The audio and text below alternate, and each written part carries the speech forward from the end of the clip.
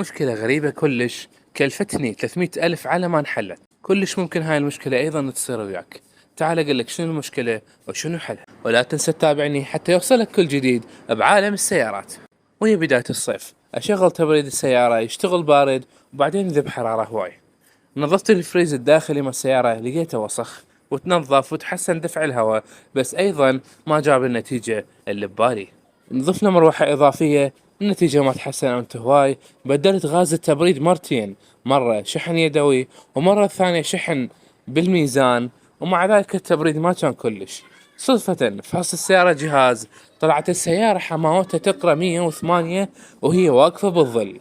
الراديتر مال ماي مليان طين حرفيا، ولا درجة طبعا نظفنا شيشنا من الداخل ما بي كانت وساخة، شي كلش سخيف، بس من الخارج كان مليان طين. وكذلك راديتر التبريد بمكانه بدون ما فتحه ضربناه فارة مثل ما تشوفون، فارة خاصة ملبساتهم يكون دفعها قوي ومتعوج الفنات. والحمد لله التنظيف اللي تشوفون الطين ذبته، اللي تشوفون ايش قد طين يطلع، اضرب ونرجع نضرب ونرجع وجهين.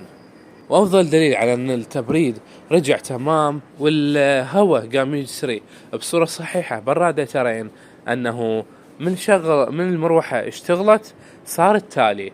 المروحة الامامية الاضافية ما مشتغلة وبدت تدور بسرعة معقولة او عالية بسبب سحب الهواء، وهذا الشيء ما كان يصير سابقا لان الراديترات كانت بها مشكلة بتراكم الطين والانسدادات. تعلمت درسي وقررت كل صيف إن شاء الله أبدي أغسل الراديترات يم أبو راديترات أو بفارة خاصة حتى أخلص من هاي المشكلة وأحلها من جذورها، لأن مو بس الطين يتراكم، طين وأوساخ وشعر أو هاي من الأوساخ اللي تلمها السيارة على الطريق. وهاي نصيحتي لكم، كل صيف بداية الصيف اغسل السيارة هي أبو راديترات بفارة خاصة، وسلامتكم.